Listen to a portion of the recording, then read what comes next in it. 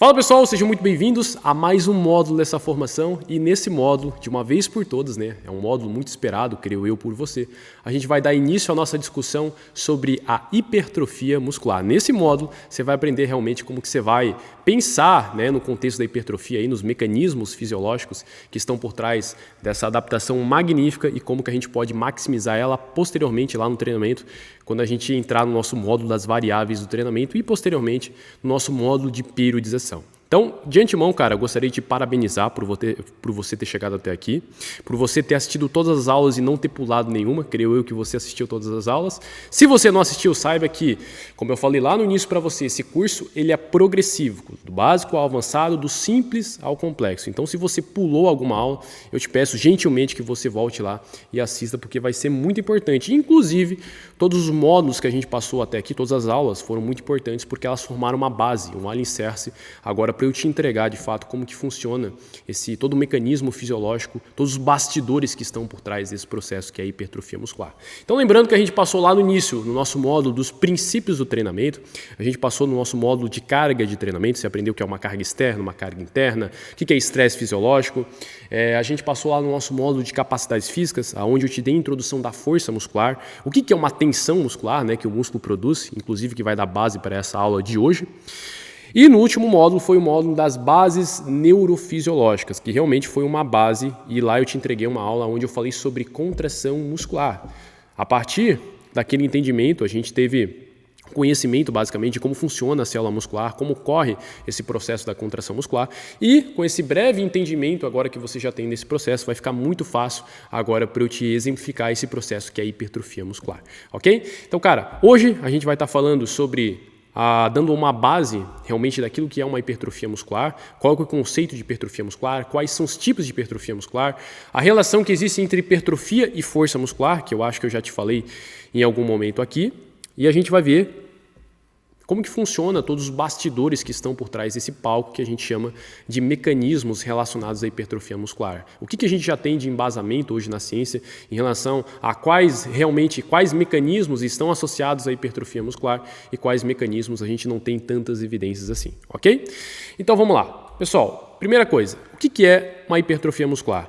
Isso é muito básico, né? Pô, Richard, você vem dizer o que é hipertrofia muscular. Eu sei o que é hipertrofia muscular. Só que muitas vezes pode ser que te passaram de uma forma realmente simplista sobre o que é uma hipertrofia muscular. Hipertrofia muscular é o aumento do volume muscular. E esse volume ele pode ser tanto a nível de espessura, que o pessoal também chama de área de secção transversa, então inclusive você pode ter visto esse termo.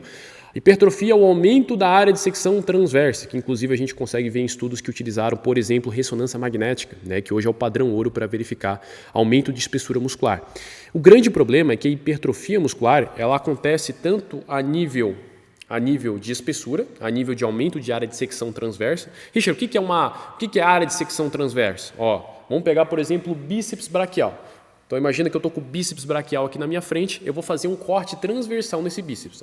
Aqui está o comprimento do bíceps, eu vou lá e vou fazer um corte nesse bíceps. Eu pego isso daqui e viro para vocês. Eu acho que eu tenho uma imagem aqui, Aí, essa bolota que vocês estão vendo aqui, é a área de secção transversa, tá? Aqui no caso do bíceps braquial. Então tenho essa área de secção transversa e esse bíceps ele pode aumentar assim, a espessura, essa área de secção transversa, que a gente chama. Só que também ele pode aumentar de forma longitudinal, ele pode aumentar o comprimento desse bíceps braquial ou qualquer músculo, tá? Isso a gente chama de hipertrofia longitudinal. Ou seja, quando a gente fala que hipertrofia é o aumento da área de secção transversa, eu creio, na minha humilde concepção, que é um termo muito simplista. Tá? Porque a hipertrofia muscular ela pode acontecer não só de forma transversal, aumento da espessura, mas também o aumento do comprimento do ventre muscular. Beleza? Outro termo que você possa ter visto aí, inclusive na faculdade, inclusive eu que você já saiba disso, que é a hiperplasia muscular. A hiperplasia muscular não é o aumento do volume de uma célula muscular, é o aumento do número de células ou de fibras musculares. Quando a gente fala célula muscular, eu estou me referindo à fibra muscular.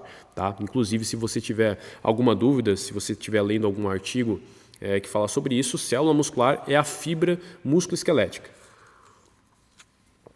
E a hiperplasia é o aumento do número das células musculares.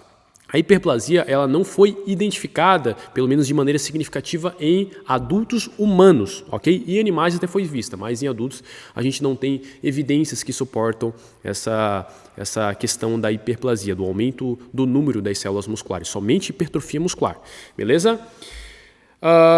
Dando uma breve entrada aqui nos tipos de hipertrofia muscular. E a primeira questão que eu já quero deixar claro aqui para vocês é que, cara, não existe essa segregação, essa divisão extrema que muita gente coloca por aí. Você já deve ter ouvido falar sobre hipertrofia miofibrilar e hipertrofia sarcoplasmática. Ou treino tensional e treino metabólico. Véi, isso aí que não existe. Não existe em lugar nenhum. Não existe isso. Por quê? Porque, primeiro, que todo treino gera tensão mecânica. Todo treino gera tensão mecânica. Se você pegar o teu aluno, inclusive, e botar ele para pedalar na bike, vai ter tensão mecânica. E todo treino gera estresse metabólico, gera acúmulo de hidrogênio intracelular. Ou seja, todo treino é tensional e todo treino é metabólico. Não tem como a gente segregar isso, dividir isso daqui de uma forma extrema.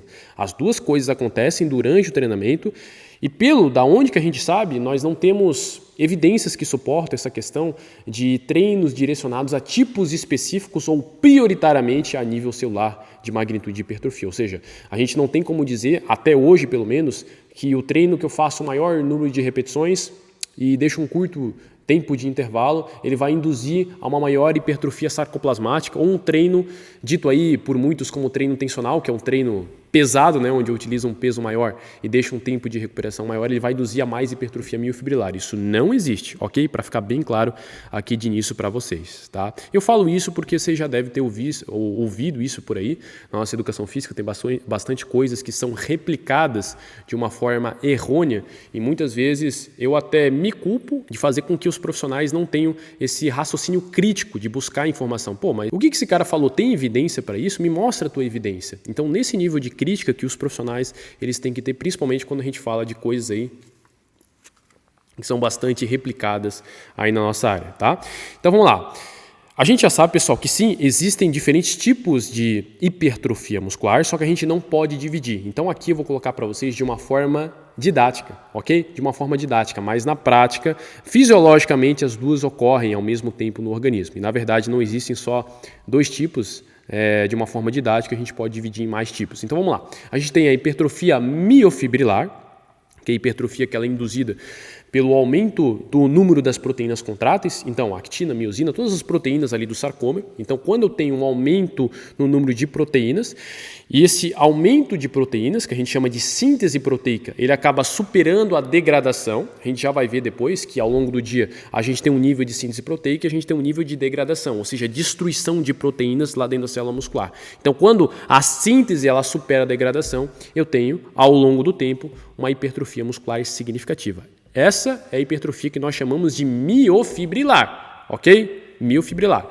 Essa hipertrofia miofibrilar, ela acontece de forma transversal, como eu falei para vocês, o aumento da espessura ali do ventre muscular, ou área de secção transversa, ou também vocês podem ver alguns termos, como por exemplo, a adição de sarcômeros em paralelo, tá? Então aqui, ó, até vou pegar uma imagem aqui para vocês, ó. A gente tem os sarcômeros, tem um sarcômero do lado do outro. Então imagina como se fosse uma fileira de sarcômeros. Um aqui, outro aqui, outro aqui, outro aqui, outro aqui, outro aqui. Certo? Esses sarcômeros eles podem crescer de forma em paralelo. Então uma fileira de sarcômero ela vai se formando sobre a outra. Ó, tinha uma fileira aqui embaixo. Vai se formando sobre a outra e vai aumentando a espessura do ventre muscular. Ou também, essa hipertrofia pode acontecer de maneira longitudinal, que a gente chama que é a adição do número de sarcômeros em série.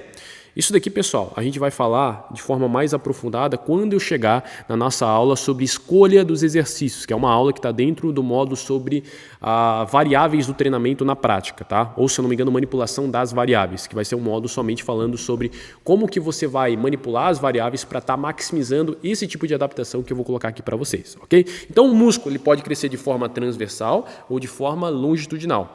Essa hipertrofia longitudinal a gente pode encontrar termos como, por exemplo, a adição de sarcômeros em série ou sarcomerogênese, né? Formação de sarcômeros, né? Ou adição de sarcômeros em série, tá? Hipertrofia serial, Saibam que se vocês estiverem lendo algum artigo e tiver alguns desses conceitos, saibam que eles estão falando da mesma coisa, ok? Hipertrofia serial, sarcomerogênese, longitudinal, hipertrofia que acontece, e essa hipertrofia aumenta o comprimento da fibra muscular, ou também isso daqui é chamado de fascículo, essa fibra muscular, beleza? Essa é a hipertrofia miofibrilar. Então, a hipertrofia que ocorre, que aumenta a área de secção transversa, e que aumenta também o comprimento muscular, fazem parte da hipertrofia miofibrilar, pelo aumento do número de proteínas que fazem parte do sarcômero, ok? Só que essa hipertrofia, ela não acontece de maneira uniforme ao longo de um músculo.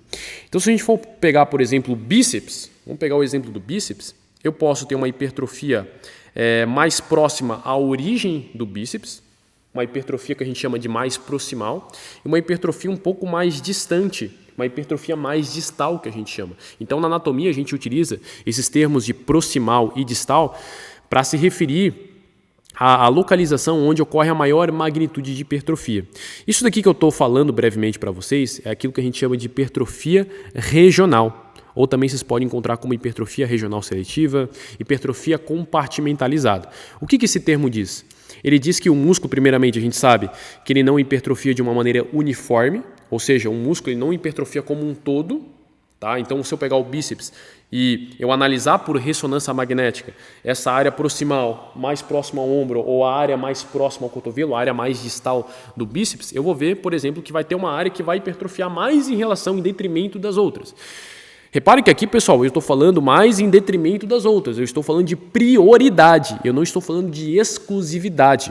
A hipertrofia regional, ela acontece sim, isso é bem embasado na ciência, a gente tem bastante dados sólidos que colocam isso pra gente, só que isso daqui é uma questão de prioridade e não exclusividade, ok? Então uma área do músculo vai hipertrofiar mais em relação a outra. Isso é muito importante falar que tem muita gente que pega e diz assim, eu vou utilizar esse exercício porque vai pegar essa porção aqui do bíceps, vai pegar um miolo do peito, vai pegar não sei o que. Cara, saiba que a variável, por exemplo, a manipulação da variável escolha dos exercícios, que a gente vai falar mais para frente, inclusive, ela pode induzir a essas adaptações prioritárias, só que a gente está falando de ênfase, a gente não está falando de exclusividade. Não tem como a gente falar, vai pegar tal porção do músculo, isso não existe, ok? Então a hipertrofia regional seletiva ou hipertrofia compartimentalizada, ela diz basicamente que uma porção do músculo pode hipertrofiar mais, em maior magnitude em detrimento de outra. Isso a gente comparando somente um ventre muscular. Então estou aqui comparando o bíceps, ok? Estou comparando um ventre muscular.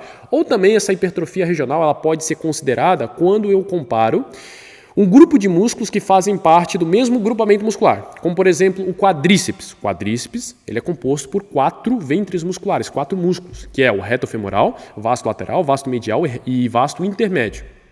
Então quando eu comparo, por exemplo, esses músculos e a hipertrofia desses músculos e eu começo a selecionar determinados exercícios para ver a diferença de hipertrofia de uma determinada cabeça, de um determinado músculo em relação ao outro, dentro do mesmo grupamento muscular, eu posso ver que um vai hipertrofiar mais em relação ao outro. Então, por exemplo, vamos pegar o quadríceps e vamos utilizar o agachamento como exemplo. O agachamento, a gente sabe muito bem que é um exercício que hipertrofia prioritariamente os vastos, vasto lateral e vasto medial, e o reto femoral não tem uma hipertrofia significativa, pelo paradoxo de Lombard, né? Não vou entrar aqui nessa explicação biomecânica aqui com vocês. E daí quando a gente pega um determinado indivíduo e coloca ele para fazer a cadeira extensora, a partir dos estudos de intervenção que a gente tem, o que a gente vê? A gente vê uma hipertrofia mais pronunciada do reto femoral em detrimento dos vastos. Ok, isso é considerado uma hipertrofia regional seletiva ou hipertrofia compartimentalizada também, tá? Então, dentro de um grupamento muscular, um músculo, uma cabeça, uma divisão desse músculo pode hipertrofiar mais em detrimento de outro. Bíceps também pode acontecer isso, a cabeça longa hipertrofiar mais que a cabeça curta, tríceps, cabeça curta, hipertrofiar mais que a cabeça média ou que a cabeça longa, isso também é hipertrofia regional. Ou também comparando somente um ventre muscular. Então eu pego uma divisão, uma cabeça dessa e verifico, por exemplo, que a parte mais proximal do tríceps braquial, por exemplo, hipertrofiou mais que a parte distal, tá? Lembre que proximal e distal, se vocês estiverem lendo algum artigo falando sobre hipertrofia regional, ele utiliza esses termos da anatomia. Proximal quer dizer mais próximo ao centro do corpo. Distal quer dizer mais distante ao centro do corpo, ok? Então, por exemplo, tríceps, se eu estou analisando a cabeça longa e eu falo que ele hipertrofia mais na sua porção distal, eu estou me referindo à porção mais próxima ao cotovelo. Ou ele hipertrofiou mais na região médio proximal, mais próximo ao ombro, mais próximo aqui à escápula, ok? Então a gente também tem essas divisões aí na literatura, só para contextualizar, para vocês terem uma base quando vocês estiverem lendo algum artigo, inclusive algum artigo aqui da formação, ok? E a gente tem a famigerada hipertrofia sarcoplasmática ou hipertrofia metabólica, como alguns estudos aí nos colocam, tá? O que seria hipertrofia sarcoplasmática? É o aumento do volume da célula muscular, e aqui analisando a área de secção transversa, tá? Não estou analisando o aumento do comprimento, aumento de área de secção transversa, aumento de volume da célula muscular. E esse aumento de volume ele se dá por aumento de elementos não contráteis, como por exemplo, fluido, água, H2O, glicogênio intramuscular, creatina fosfato, triglicerídeos, entre outros conteúdos metabólicos, ok? Então, a célula aumenta não por adição de proteínas contráteis que fazem parte do sarcômero, mas ela aumenta por meio de conteúdos metabólicos, tá? E daí, quando a gente entra nesse mundo da hipertrofia sarcoplasmática, é muito difícil a gente dizer alguma coisa, só para a gente ter uma noção.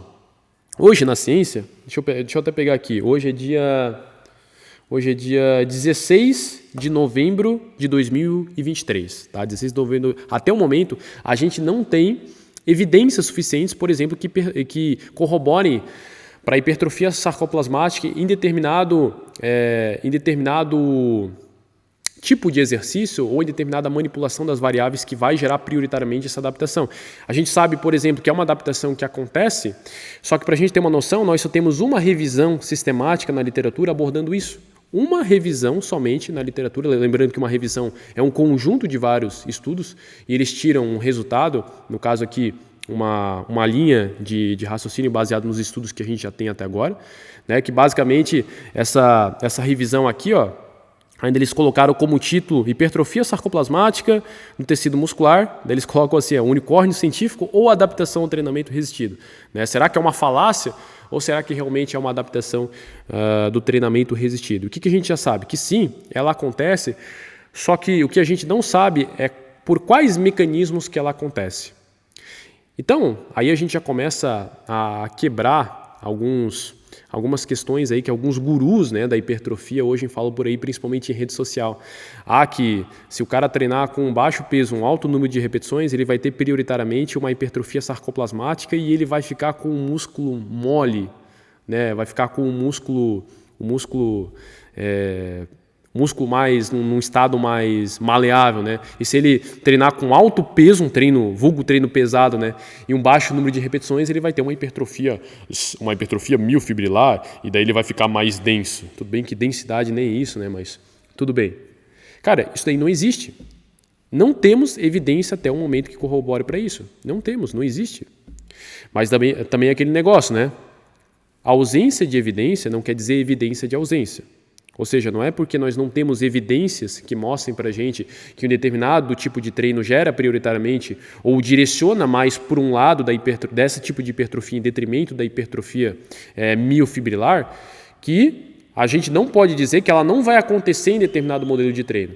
Ou seja, a gente não pode dizer nem que não acontece, nem que acontece. Ou seja, ausência de evidência não quer dizer evidência de ausência. A gente não pode dizer que não acontece, mas também que acontece, porque nós não temos evidências que suportem isso, pelo menos até o momento, ok?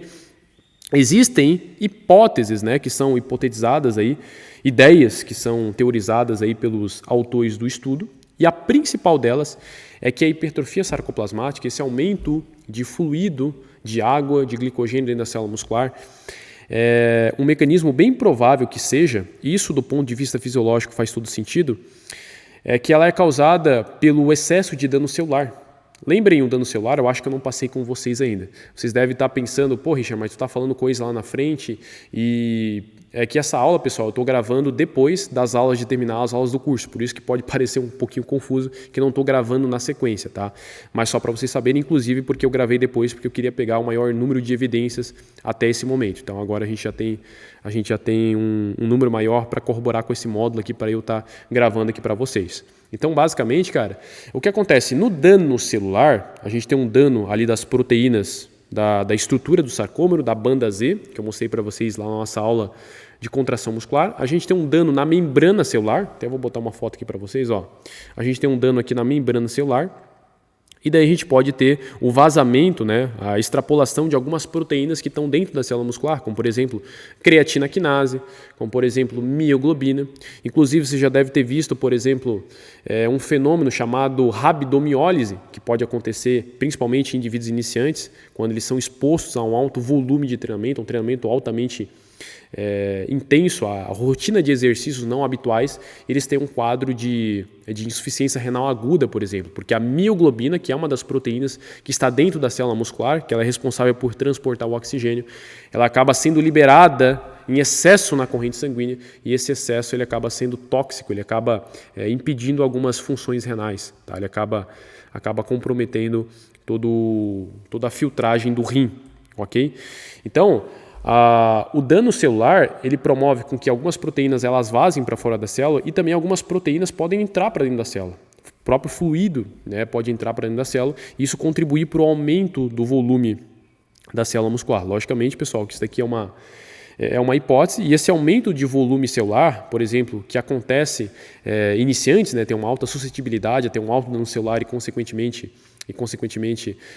ter essa hipertrofia sarcoplasmática. Inclusive a gente vai ver depois, tem um estudo muito bacana do Felipe Damas, que ele publicou em 2017, que ele mostrou para a gente que a hipertrofia que acontece ali nas 3, 4 primeiras semanas é uma hipertrofia que ela é induzida pelo edema celular, ou seja, fluxo sanguíneo sendo direcionado para aquele local e fluido entrando para dentro da célula muscular, justamente para reparar esse tecido que está necrosado e, consequentemente, nas 3, 4 primeiras semanas, a gente tem esse aumento de volume celular por essa questão do dano celular excessivo que iniciantes eles estão altamente suscetíveis a ter esse dano celular aumentado. Não que só iniciantes eles podem ter esse dano celular, avançados também.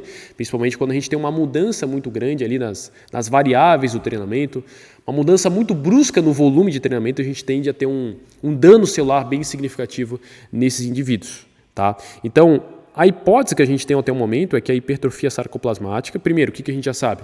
É que a hipertrofia miofibrilar e sarcoplasmática, a sarcoplasmática ela acontece, mas ela acontece junto com a miofibrilar, ou ela até pode acontecer a primeiro momento, por exemplo, em iniciantes. É uma das hipóteses. Eu não estou falando isso com uma afirmação, falando para vocês, nossa, isso aqui acontece, batendo o martelo aqui para vocês, tá? Até porque eu não poderia fazer isso porque a gente não tem evidências suficientes. Ah, Richard, quer dizer que isso não acontece? Não. Lembra?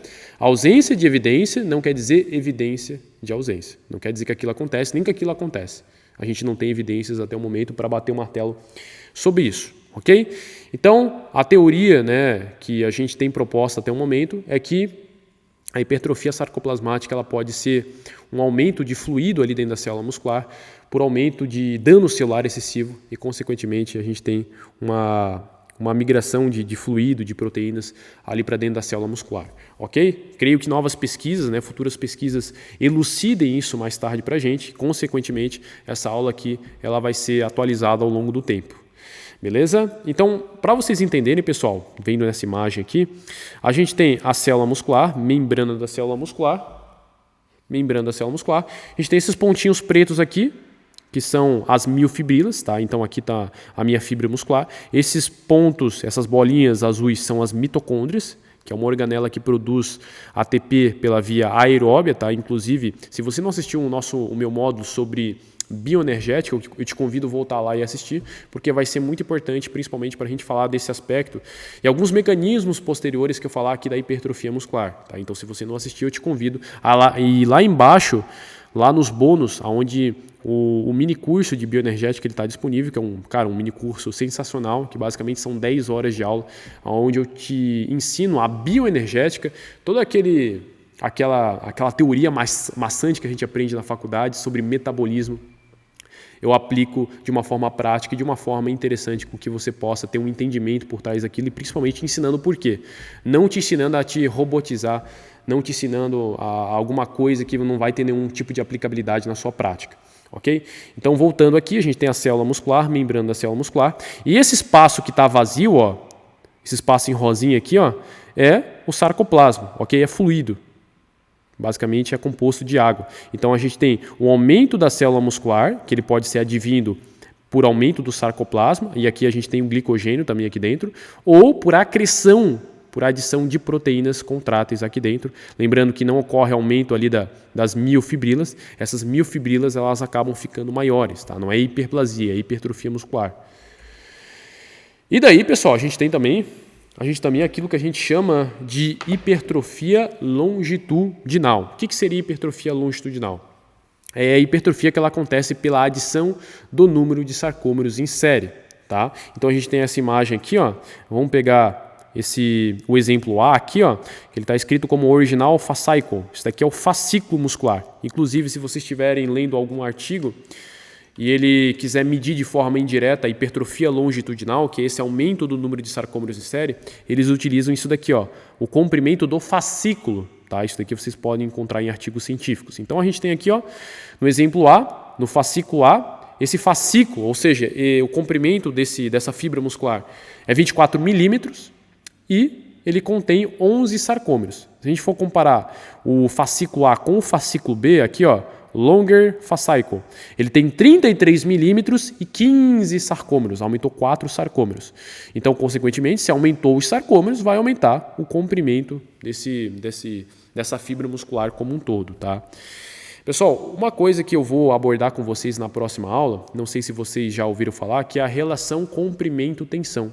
O que é a relação comprimento-tensão, basicamente? Que eu não vou me aprofundar aqui, porque na próxima aula a gente vai entrar mais sobre isso e de uma forma mais aprofundada ainda a gente vai falar quando eu chegar no nosso módulo das variáveis do treinamento, falando sobre escolha de exercícios. O que é a relação comprimento-tensão? Ela diz que o músculo ele tem um comprimento ótimo para gerar a máxima tensão possível.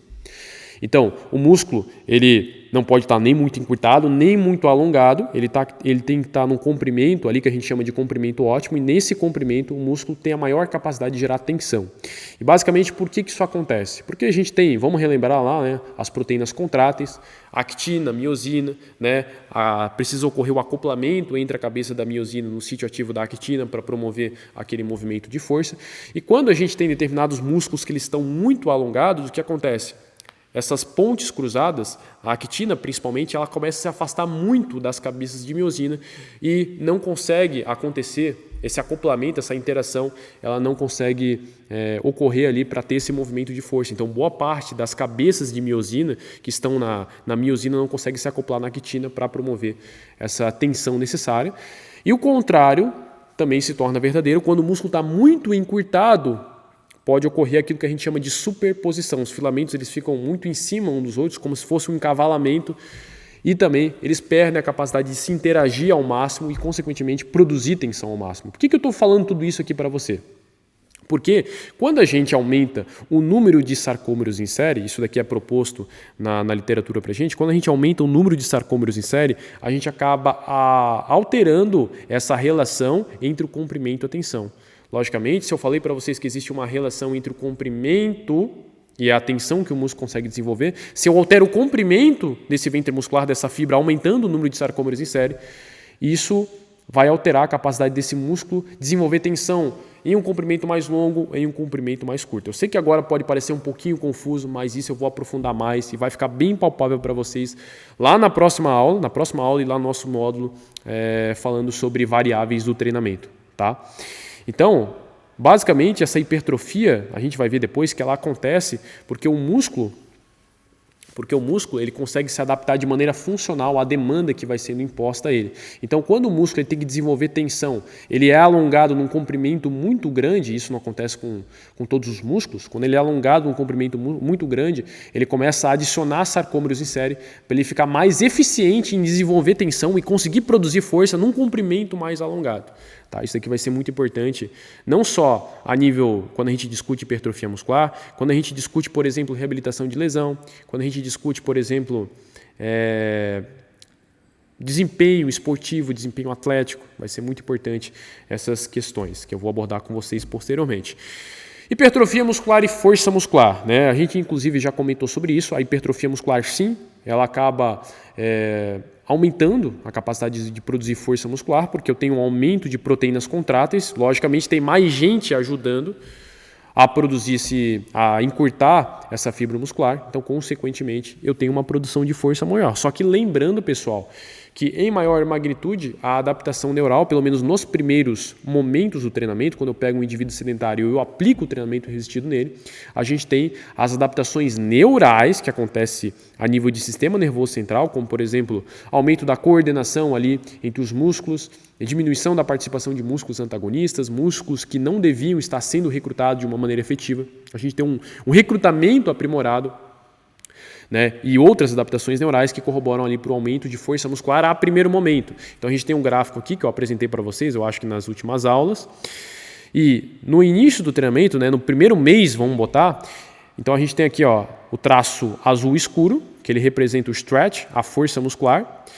O traço azul mais clarinho, que é o neural, adaptação neural, e a adaptação hipertrófica, a hipertrofia muscular. Reparem que aqui no início a gente tem um grande aumento de força muscular, e essa força muscular, no início do treinamento, ela ocorre em grande magnitude, em maior magnitude, por adaptações neurais do que a própria hipertrofia muscular. Tá vendo aqui, que a hipertrofia muscular aqui, que ela começa a aparecer, só que a adaptação neural, até mais ou menos aqui, ela se torna a determinante, né, do aumento da força muscular nesses primeiros momentos. Depois ali, a adaptação neural ela começa a se estabilizar, ela pode ser aumentada depois de um período de tempo, só que a hipertrofia muscular ela começa a corroborar mais. Não é que só a hipertrofia muscular começa a corroborar com o aumento da força, é que ela começa a corroborar com maior magnitude nos aumentos da força muscular. E a gente vai ver aquilo que eu falei para vocês sobre a relação comprimento-tensão na próxima aula, que também vai ter um impacto na força muscular. Não na força muscular em geral, mas a gente vai ver que esse aumento do comprimento do ventre muscular, ele pode fazer com que o músculo ele se torne mais eficiente em gerar mais força muscular no comprimento maior e talvez num comprimento muito encurtado esse músculo ele acaba perdendo capacidade de gerar força. Tá? A gente vai ver isso daí posteriormente. Uma questão, pessoal, que eu quero deixar claro aqui para vocês é que quando a gente fala de hipertrofia muscular, o fator determinante para a hipertrofia muscular a gente chama de turnover proteico. O que seria o turnover proteico? É o equilíbrio, tá? Turnover significa equilíbrio entre síntese e degradação proteica. A gente tem que saber que ao longo do dia, ao longo das 24 horas do dia, a gente tanto tem síntese significa formação, gênese de proteínas musculares, proteínas do sarcômero. A gente também tem degradação proteica, sim. É importante a gente ter esse equilíbrio, tá? Para manter ali essa homeostase do tecido muscular. Se a gente ter só síntese, a gente vai formando proteínas e o organismo ele vai desperdiçar uma energia de uma forma totalmente desnecessária, a não ser que esse indivíduo precise. Esse organismo está se adaptando perante uma demanda que está sendo imposta a ele. Se não está tendo demanda para ele se adaptar, por que ele vai aumentar proteína? Então, ao longo do dia, a gente tem que saber, ao longo das 24 horas do dia, a gente tem síntese e a gente tem degradação também. O que é hipertrofia muscular? É quando, ao longo do tempo, a gente tem o aumento da síntese e a redução da degradação. Ou a síntese, ela supercompensa, ela se sobrepõe em relação à degradação proteica. Então, vamos colocar assim, ao longo do dia, ao longo das 24 horas do dia, eu tive a formação, a síntese de novas 100 proteínas musculares. Só que também eu degradei 100 proteínas musculares. Qual que foi o saldo líquido disso daí? Ora, se eu formei 100 e degradei 100, o saldo líquido é 0. Não teve mudança. Formei 100 e destruí 100. Não teve mudança. Agora, eu formei 150 e degradei 100. Qual que foi o saldo líquido? Teve um saldo positivo? Teve. 50 novas proteínas eu formei. 50 proteínas lá dentro do músculo, a nível molecular, microscópico, cara, não é nada. Não é nada em um dia. A gente pega em um mês, em 2 meses, em 6 meses, em um ano. Entende o que eu estou falando? Então, a hipertrofia muscular é um processo crônico. A gente também diz que é multifatorial, porque a gente vai ver depois que não só o treinamento pode promover cascatas de reações que vão fazer com que eu tenha um aumento exacerbado, né, de hipertrofia muscular. A gente vai ver, por exemplo, hormônios, né, que influenciam na síntese proteica e na redução da degradação. Aspectos comportamentais também influenciam nisso, sono influencia, nutrição influencia nisso, quantidade de aminoácidos na corrente sanguínea também influencia na síntese proteica.